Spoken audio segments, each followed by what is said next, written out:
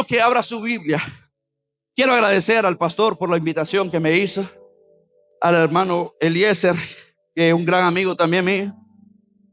Y para mí, me siento bastante contento de que ustedes estén acá para escuchar la palabra y de paso pues escucharme.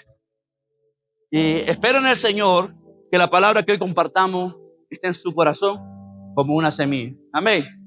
Yo creo que ustedes van llenos de fe esta mañana. Yo creo que ustedes van a venir en la noche con ese sobre lleno. Aleluya. Aleluya. Y no es mentira. Pregunte por donde sea si usted quiere.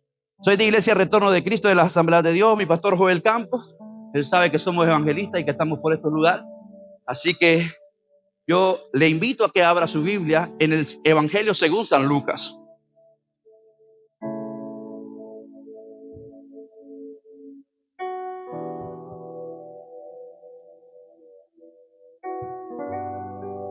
Evangelio según San Lucas. Voy a desarrollar el tema en 28 minutos. En el nombre de Jesús que lo pueda hacer. Porque hablo bastante, hermano. Yo hablo bastante. En el Evangelio de según San Lucas, capítulo 8.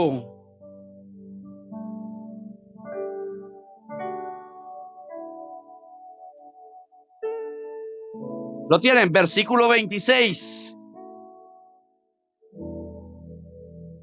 La palabra del Señor se lee honrando al Padre, al Hijo y al Espíritu Santo. Amén. Dice así: y arribaron a la tierra de los Gadarenos, que está en la ribera opuesta a Galilea. Y al llegar él a la tierra, vino a su encuentro un hombre de la ciudad, endemoniado de ya hacía mucho tiempo, que no vestía ropa ni moraba en casa, sino entre los sepulcros. Al ver a Jesús, se lanzó un gran grito y postrándose a sus pies, exclamó a gran voz diciendo: ¿qué tienes conmigo, Jesús, Hijo del Dios Altísimo? Te ruego que no me atormentes. Porque mandaba al espíritu inmundo que saliese del hombre, pues hacía mucho tiempo que se había apoderado de él, y le ataban con cadenas y grillos, pero él, rompiendo las cadenas, era impelido por el demonio hacia los desiertos.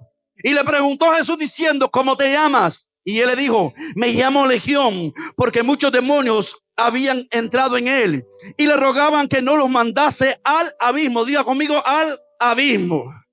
Al abismo. Los demonios le rogaban a Jesús que no los mandase al abismo. Y había allí un hato de cerdos de muchos que paseaban en el monte, y le rogaron los demonios que los dejase entrar en ellos, y Jesús les dio permiso. Y los demonios, saliendo del hombre, entraron en los cerdos, y el hato se precipitó a un despeñadero, al lago, y se ahogaron. Y los que apacentaban los cerdos, cuando vieron lo que había acontecido, huyeron y dieron aviso a la ciudad y por los campos, y salieron a ver lo que había sucedido, y vieron a Jesús. Y escuche esto: y hallaron al hombre de quien habían salido los demonios sentado a los pies de Jesús, vestido y en su cabal juicio, y tuvieron gozo. Dice, ¿cómo dice? Tuvieron miedo. Y los que habían visto le encontraron como había sido salvado el demoniado. Entonces toda la multitud de la región alrededor de los Gadarenos le rogó a Jesús que se marchase de ellos, pues tenían gran temor. Y Jesús, entrando en la barca, se fue. Puede sentarse en este momento. Antes de entrar en este tema, quiero reabundar un poco en la historia. Usted sabe que el pueblo del Señor fue esclavizado por 400 años. Estando esclavizado en la tierra de Egipto, el pueblo del Señor clamaba a voces y a gritos un libertador. Entonces Dios, escuchando al pueblo del Señor que clamaba por un libertador, Dios levanta a un hombre de entre los hijos de Israel, de entre los hebreos, llamado Moisés. Claro, Moisés tuvo que pasar por un cierto tipo de proceso, por un cierto tipo de aventura que él pudo tener en su vida. Pero Moisés es levantado por Dios como un salvador, como un libertador del pueblo de Egipto. Cuando llega a Egipto, le dice al pueblo que el Señor ya le ha mandado a liberar ese pueblo, a liberarlos a todos de los 400 años de esclavitud que ellos tenían, porque el faraón que había esclavizado a Egipto, dice, no, al pueblo de Israel, no conocía la historia que había tenido José antes de él, por eso estaban esclavos. Entonces ellos, en su clamor de salir de la esclavitud, le decían al Señor: necesitamos a un libertador. ¿Cuándo nos vas a sacar de este lugar? ¿Cuándo nos vas a sacar de la tierra de Egipto? Dios manda a Moisés y hace que Moisés Moisés, en el poder del Señor, libere a aquel pueblo y lo saque de la tierra de Egipto. Usted está entendiendo la historia porque usted ya la conoce. Entonces el Señor ya saca al pueblo de Israel de la tierra de Egipto y lo lleva a una promesa que les había dado, que usted también ya conoce cuál es la promesa. Mientras ellos marchaban por el desierto, el Señor les había dicho: yo lo voy a llevar a una tierra que fluye leche y miel. O sea, Dios les había dado una promesa donde ellos iban a estar bendecidos, donde ellos iban a estar prosperados, donde ellos iban a estar contentos, felices con sus familias, con todos sus retoños, con todos sus descendientes. Pero ellos tenían que tener un compromiso, y el compromiso que tenía que tener el pueblo de Israel era creer en el Dios que le había hecho la promesa, creer en el Dios que había dado la promesa. Entonces ellos vieron las manifestaciones de Dios. Ellos vieron cómo Dios se manifestó en el desierto. Ellos vieron cómo Dios se manifestó en el agua de la roca cuando ellos tenían sed. Ellos vieron cómo Dios mandó codornices del cielo cuando tenían hambre. Ellos vieron cómo Dios mandó maná del cielo cuando tenían hambre. Ellos también vieron cómo Dios los cubrió con nubes, con columnas de nubes en el incesante calor que daba el desierto cuando iban caminando de día, y cuando iban caminando de noche ellos también vieron cómo Dios alumbraba el camino con columnas de fuego. Entonces lo mínimo que este pueblo tenía que hacer era creer en el Dios que les había dado la palabra. Lo mínimo que el pueblo tiene que hacer a veces es creer en el Dios que te está dando palabra, es creer en el Dios que te está dando palabra de fortaleza, creer en el Dios que te está dando palabra de bendición. Entrando en el desierto, entrando ya en el proceso, todo lo que tiene, todo el hombre o la mujer que quiere tener una victoria debe de entender que para llegar a la victoria hay un proceso que caminar, hay un proceso al cual hay que meterse. No podemos evadir el proceso para llegar a tener una bendición. No podemos evadir el proceso para llegar a tener una victoria. El Dios de nosotros sabe que nosotros necesitamos algo, pero antes de dártelo, hermano, te tiene que enseñar a valorar lo que Él te va a dar. Si usted no tiene valor a lo que Dios le está dando, entonces usted fácilmente lo deja ir, y Dios no quiere que nosotros hagamos eso. Entonces el pueblo de Israel entró en su proceso del desierto, a caminar por el desierto. Pero qué bonito, hermano, Darwin, ir por el desierto y ir viendo la mano de Dios cómo se está moviendo. Qué bonito ir en tu proceso y ver la mano de Dios cómo se está moviendo. Pero el pueblo de Israel tuvo una falla en su corazón. Quiero reabundar en la historia para entrar al tema. Tuvo una falla en el pueblo de Israel tenía dudas. Y no solamente dudas, sino que blasfemaban contra el Señor. Después de ver tantas cosas hermosas, tantas maravillas que Dios hacía, aún así blasfemaban contra el Señor. Entonces, en el libro de Éxodo capítulo 37, Dios le dice a Moisés: haz un arca de la alianza, una arca del pacto. Y en el arca vas a meter la vara florecida de Aarón, el maná que yo hice descender para ustedes los de Israel, y las tablas de la ley, y uno que otro utensilio sagrado en el arca. Pero el arca tenía otra función muy especial. La función que tenía el arca era que el arca representaba la presencia del Señor. Mientras el arca estuviera ahí, la presencia del Señor estaba representada en el arca. Amén.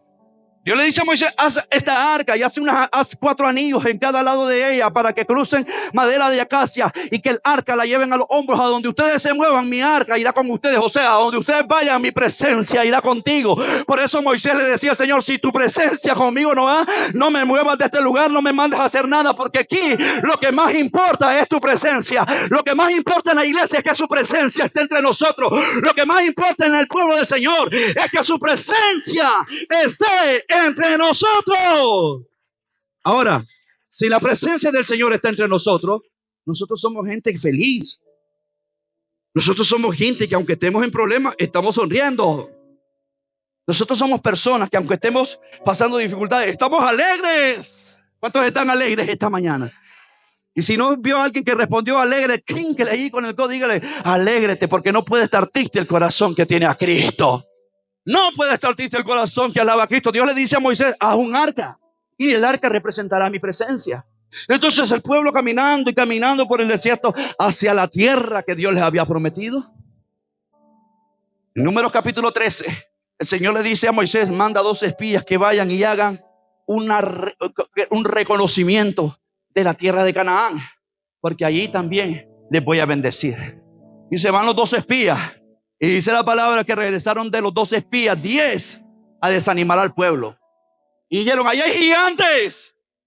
Ahí hay gente que es de tamaño enorme. Y nosotros parecemos llaveros a la par de ellos. Parecemos juguetitos. En un momento nos van a desaparecer y nos van a matar, decía la gente, los 10 espías. Entonces la gente escuchó a los 10 espías, pero habían 2, dice que era Josué y Caleb, y dijeron, nosotros estamos en un lugar donde Dios nos ha prometido victoria y no hay gigante que se nos pueda levantar si Dios está con nosotros.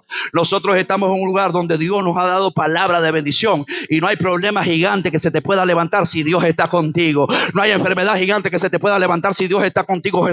Dios le dijo a Isaías, yo voy delante de ti como poderoso gigante. Por tanto, los que te persiguen van a tropezar y los que están acechando tu vida no van a prosperar. El que cree la palabra, el que entiende la palabra, sabe que el Dios que nosotros servimos es más grande que cualquier cosa. Al Dios al que nosotros le damos gloria es más grande que cualquier cosa. Al Dios al que usted viene a adorar los domingos en la mañana, el domingo por la tarde, es más grande que cualquier cosa. Si usted entiende la palabra así, la manera más literal de hablarlo, usted va a entender que usted está bien. Hermano, ¿usted tiene problemas? Hermano, yo tengo problemas. Pregúnteme, ¿tiene deuda? Hermano, yo tengo deuda. Y muchas. Tengo deuda. Hermano, he tenido conflictos con mis hermanos. He tenido conflictos con mis hermanos. He tenido conflictos con mi familia. He tenido conflictos con mi familia. Pero aquí estamos. Porque es más grande y poderoso el Dios que está con nosotros que cualquier problema que tengamos. Ya, el camino nos va a enseñar, hermano, a hacer las cosas bien. El camino. Entonces, Dios le dice a Moisés, hazte el arca. Y en el capítulo 13 de Números, Dios le dice a los espías, vayan y convénzanse de la tierra que les estoy dando, de la promesa que les estoy dando. Muy bien, los 2 que regresaron con palabras de fe, que creyeron en el Señor, fueron los que Dios prosperó. Pero el tema, vamos a saltarlo a otro punto.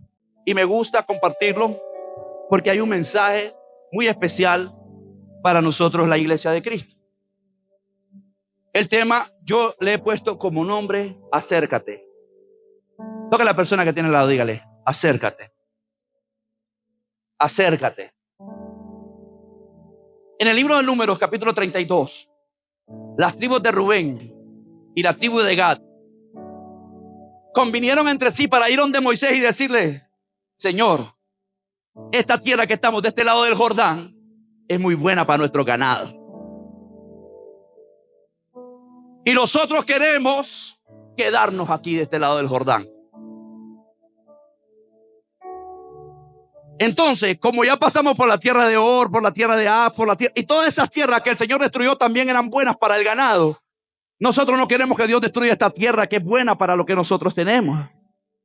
En pocas palabras, Rubén y Gad tuvieron dolor de lo que Dios les quitó anteriormente. Y les dolió que el Señor hubiese destruido aquellas tierras tan buenas porque ellos pensaban que su ganancia o su victoria o su bendición estaba en lo que estaban viendo sus ojos. David decía, alzaré mis ojos a los montes. ¿De dónde vendrá mi socorro? Mi socorro viene de Jehová, que hizo los cielos y la tierra. ¿Qué está diciendo David? Dice, los límites para mis ojos son los montes. Pero si yo le pongo el límite a mi fe, que son los montes, yo no voy a ver lo que viene más allá de los montes. Porque mi socorro viene de Jehová, que está más allá de los límites del hombre, más allá de los límites de la tierra, más allá de los límites del cielo. Mi socorro viene de Jehová. El pueblo que entiende eso sabe que aunque usted tenga una pared grande enfrente, aunque usted tenga un problema grande enfrente, su socorro viene de Jehová, que dio promesa, que hizo cielos y tierra para que usted hoy esté parado aquí en este lugar adorando. Rubén y Gad no entendieron eso. Rubén y Gad vieron la tierra de Jazer, la tierra de Galaad, bien bonita, qué bonita esta tierra para nuestro ganado. Pero al otro lado del Jordán ya estaba la promesa. Voy entrando en el tema ya. Al otro lado del Jordán ya estaba la promesa. Dios le iba a entregar la tierra que fluye leche y miel al pueblo de Israel al otro lado del Jordán. Y Moisés, cuando recibe la noticia, se pone en pie y dice, pero ¿qué es tan locura que están diciendo? ¿Cómo es posible que ya a punto de cruzar el Jordán a la tierra que Dios nos ha prometido, ustedes decidan quedarse de este lado? ¿No ves que me pueden desanimar al pueblo como lo hicieron los otros 10 espías? y me desanimaron al pueblo, y por el desánimo que le provocaron, Dios se enojó. ¿Y qué fue el castigo que nos dio el Señor? Le decía Moisés. Nos hizo caminar 40 años por el desierto hasta que no quedara ninguno de los de 20 para arriba, solo de los de 20 para abajo. Y hoy que estamos todos los de 20 para abajo, ahora ustedes quieren venirme a desanimar al pueblo diciendo que se van a quedar de este lado del Jordán porque las tierras son buenas para sus ganados, porque el lugar en el que estoy, el paraje en el que estoy es bueno, es bendecido para mí, y no están viendo lo que Dios quiere entregarle más allá del Jordán. Aleluya. Rubén y Gad se paran y dicen: no, vamos a ir a pelear para que el pueblo también tenga la victoria, y cuando ustedes hayan recibido la tierra prometida, nosotros nos vamos a regresar. Condicionaron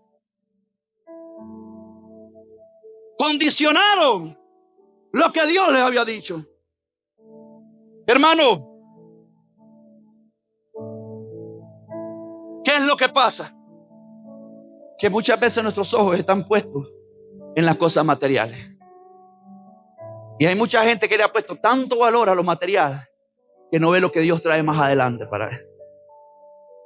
¿Por qué? Porque ellos eran ganaderos, tenían mucho ganado y decidieron quedarse en este lado. Pero Moisés les da una palabra, hermano Darwin, y les dice: si ustedes hacen esto, serán libres de culpa, pero si no, su pecado los va a alcanzar. Escuche esto: el trato que ellos hicieron fue con Moisés, no fue con Dios. Moisés, como para querer aliviarles la carga, le dijo: si ustedes cumplen el trato que me están exponiendo, serán libres de culpa, pero si no lo cumplen, su pecado los alcanzará. Porque la palabra del Señor dice que Dios visita la primera, segunda, tercera, cuarta y hasta la quinta generación. Entonces, como el trato no lo están haciendo con Dios, lo están haciendo con Moisés.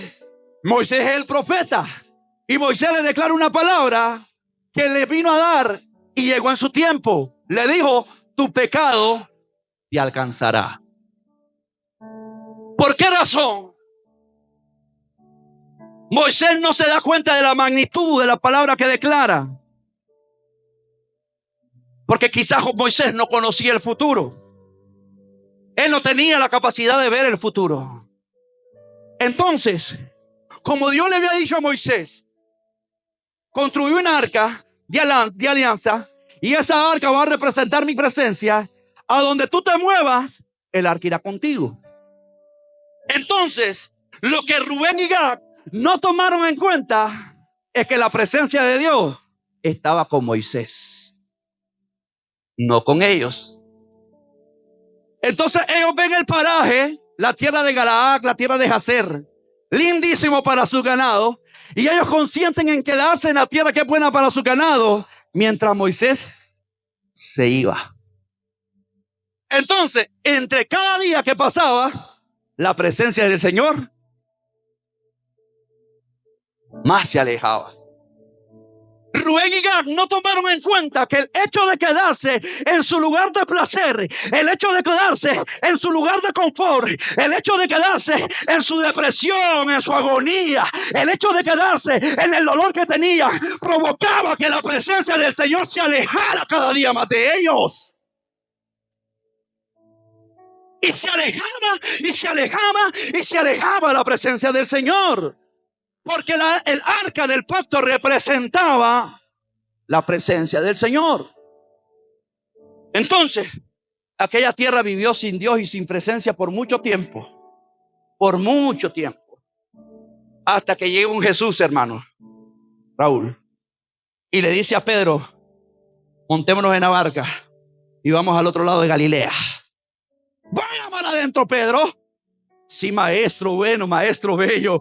Qué lindo tener al maestro de mi lado, decía Pedro, porque anteriormente ya había hecho que Pedro sacara peces con aquella red hasta reventar. Entonces Pedro estaba contento porque tenía a Jesús. Entonces Jesús le dice a los discípulos: vamos a la barca, busquemos mar adentro, porque vamos al otro lado de Galilea. Jesús ya llevaba un plan, porque Él lo conoce todo. Pero mientras iban en la barca, dice la palabra, empieza una tempestad. Wow. Y empieza aquella tempestad a dar aquella barca. Pero los discípulos siervos que le decían al maestro, maestro bueno, maestro lindo, qué lindo tenerte, tuvieron miedo en ese momento, pastor. Y llegaron ante Jesús y le dijeron, Jesús, salvanos que vamos a perecer. Salvanos, Jesús, que vamos a perecer. Salvanos, Jesús, que vamos a caernos de la barca. Entonces Jesús se levanta y le dice a los vientos, cálmate viento y cálmate tempestad y todo, hágase bonanza por este lugar. Y hubo gran bonanza, dice la palabra. Hubo gran bonanza. ¿Qué pasó? Se levanta Pedro y los discípulos y dicen, oye, ¿y quién es este que hasta los vientos y el mar lo obedecen? Pero Pedro, no le estaba diciendo maestro bueno a la orilla del mar. Pero cuando se te vino la tempestad, lo desconoces y te asombraste de lo que Dios hace. Aleluya. Lo que pasa es que cuando estamos en orilla el Señor da palabra, pero cuando entramos mar adentro el Señor nos muestra su poder. Cuando las cosas se nos está poniendo difícil, el Señor, oiga, alguien que dio esta palabra. Hay gente que todavía está en orilla escuchando solo palabras, y es que Dios le está invitando a que se meta mar adentro, para que mar adentro pueda conocer su poder. Hay gente que se le ha montado tormenta tras tormenta y no ha conocido al que da la paz. O sea, si usted no entra en la tormenta, no va a firmar un acuerdo de paz con el que trae paz. Porque el que trae la paz es el mismo que provoca la tormenta, hermano Darwin. Porque Jesús iba dormido en la barca y sus discípulos felices. Vamos al otro lado de Galilea a ver qué va a hacer el maestro, a ver qué va a hacer Jesús. Vamos y cantaban salmos quizás y Jesús dormido y la tempestad empieza a mover la barca. ¿A quiénes se les está moviendo la barca ahorita? ¿A quienes la tempestad los está haciendo que casi declinen, que casi vayan del lado? ¿A quienes el diablo les está haciendo invitaciones de ir a fornicar, de ir a adulterar, de ir a beber, de ir a hacer tantas cosas? La barca se nos está moviendo porque las tempestades, eso es lo que provocan. Provocan que usted tenga miedo, provocan que usted dude de lo que Dios ha hecho. Pero en medio de su tempestad, en medio de su quebranto, en medio de su dolor, se levanta uno que puede calmar la tempestad. Se levanta uno que puede calmar los vientos. Pero eso solo se levanta si alguien dice, Señor, sálvame que estoy pereciendo. Eso solo pasa si alguien tiene la humildad de decir, Señor, sálvame que estoy pereciendo, que estoy muriendo. Jesús estaba preparando definitivamente a todos sus discípulos para ver algo poderoso, hermano Darwin. Porque después de que la barca se calma, ellos quedaron asombrados. Le hacen caso a los vientos, le hace caso el mar. ¡Wow! ¡Qué poderoso es Jesús que nosotros le servimos! ¿A cuántos de ustedes Dios les ha hecho milagros? ¿A cuántos de ustedes Dios les ha solucionado problemas? ¿A cuántos de ustedes Dios los ha sanado? ¡Qué poderoso es el Dios al cual nosotros le servimos con fervor, con alegría! Que venimos a la iglesia, saltamos de alegría.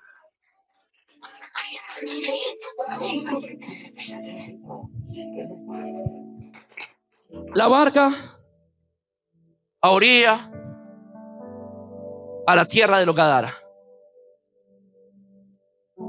Cuando la barca está en la tierra de los Gadara, Jesús se baja. Cuando Jesús entra a la tierra de los de Gadara, quizás los discípulos, porque Jesús ya lo sabía, quizás los discípulos esperaban que hubiera una multitud, pastor, esperando a Jesús. Viene Jesús, porque Jesús venía del otro lado de Galilea, donde la multitud estaba recibiendo palabras. Jesús les hablaba de las parábolas, Jesús les hablaba de enseñanza, y aquella multitud no quería dejar de escuchar al Señor. Pero Jesús dice, Pedro, vámonos mar adentro, que tengo que ir al otro lado de Galilea. Y los discípulos, después de la tempestad, esperaban ver a una multitud esperando a Jesús. Pero no. Quien sale al encuentro de Jesús, ¿quién dijo, hermano Darwin? Un endemoniado. Un endemoniado. ¿Dónde estaba el resto de gente? ¿Dónde estaba la otra gente? El endemoniado salió al encuentro de Jesús. Ahora yo quiero preguntarle a usted, ¿qué representa el hombre endemoniado? Alguien que me dé una opinión. Es una dominical. Y es de enseñanza. Para que yo estoy gritando bastante. ¿Qué representa el hombre endemoniado? ¿Varón? Dice el varón, alguien que está cargado de problemas. ¿Qué representa el hombre endemoniado? ¿Alguien más?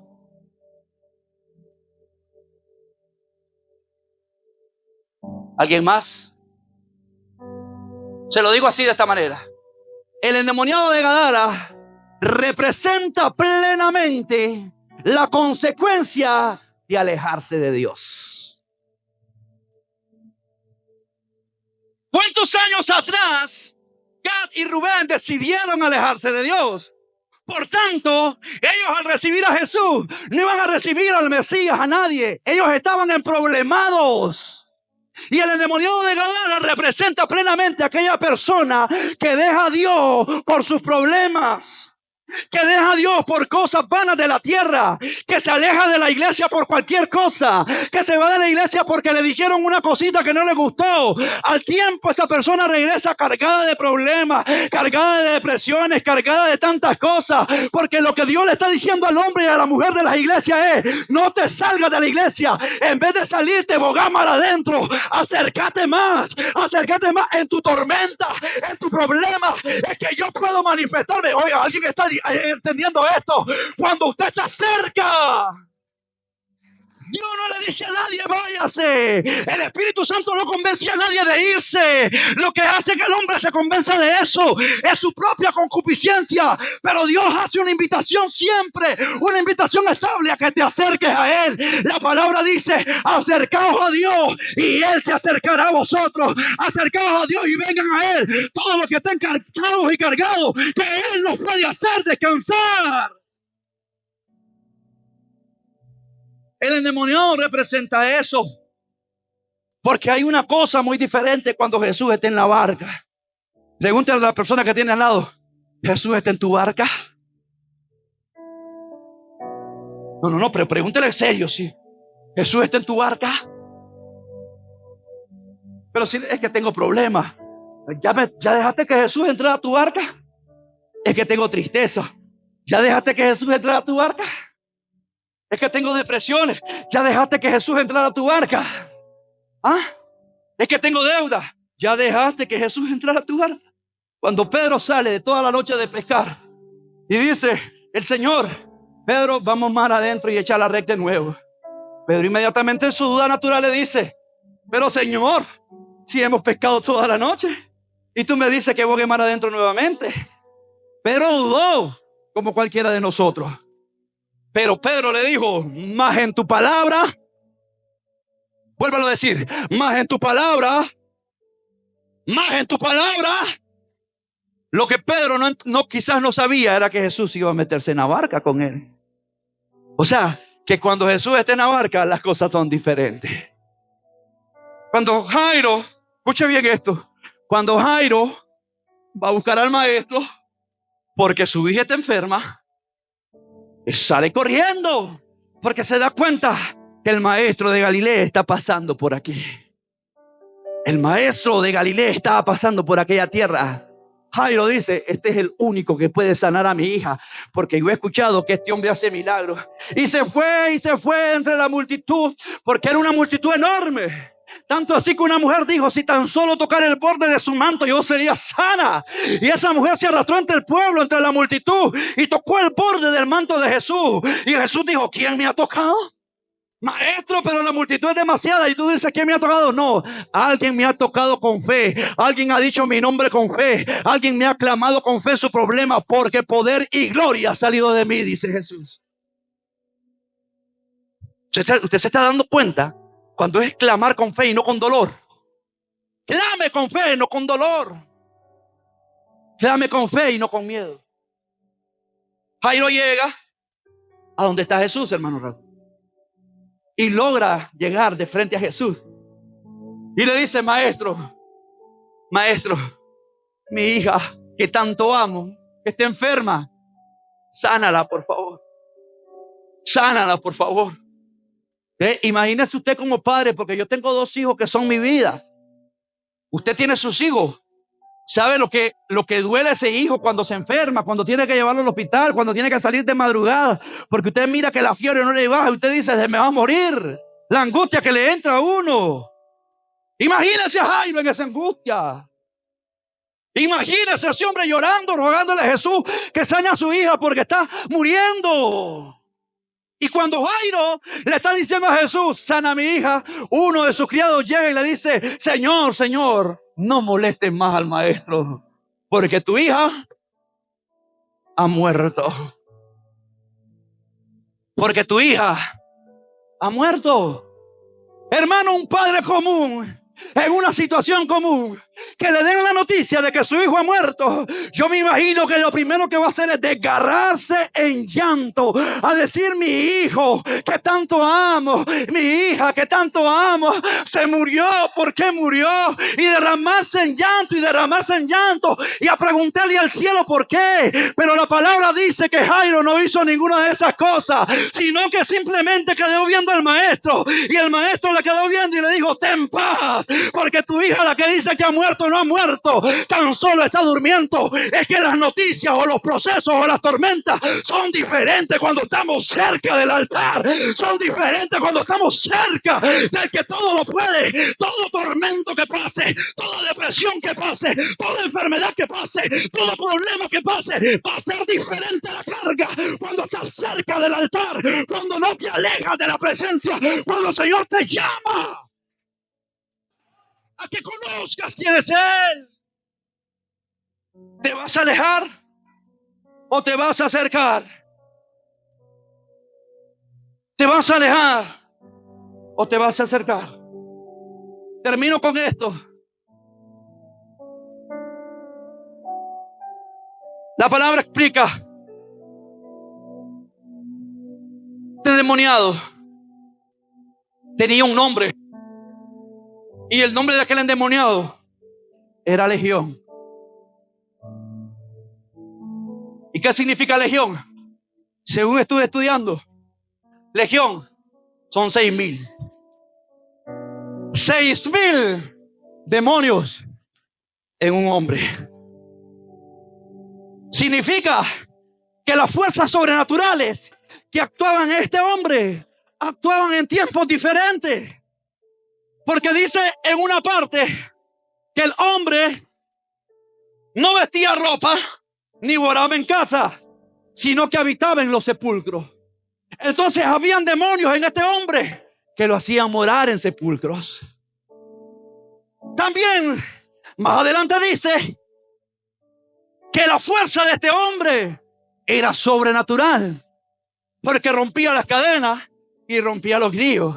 Entonces habían demonios que le daban fuerzas sobrenaturales.